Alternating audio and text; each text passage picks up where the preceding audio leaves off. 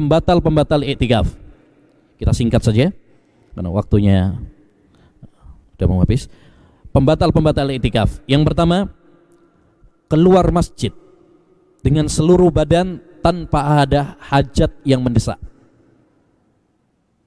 Kalau misalkan ada orang yang i'tikaf, dia keluar dari masjid dengan seluruh badannya.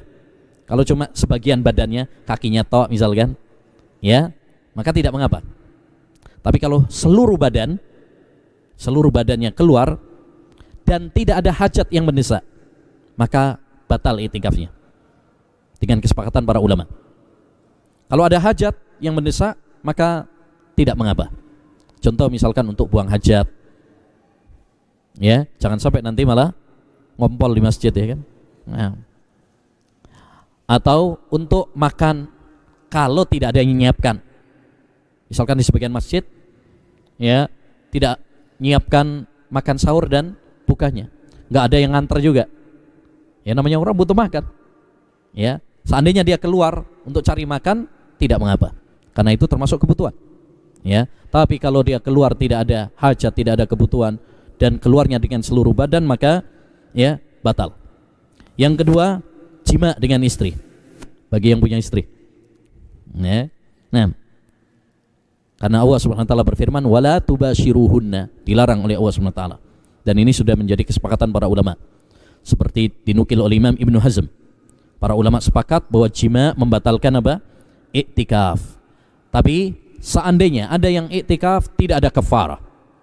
Tidak ada kafarah seperti kafarah orang yang berpuasa, tidak. Tidak bisa dikiaskan. Ya. Tapi bagaimana kalau cuma sekedar mencium, ya, atau bercumbu? Apakah membatalkan i'tikaf? Ya. Tidak membatalkan i'tikaf, tapi hendaknya dihindari, karena itu adalah muqaddimah yang menjurus kepada jima. Tapi seandainya ada yang melakukannya, maka tidak batal, karena untuk membatalkan butuh dalil. Ya. Dan qaidah fikih mengatakan al aslu baqa'u ma kana ala makan. Hukum asalnya tidak batal dulu sampai ada dalil yang membatalkan.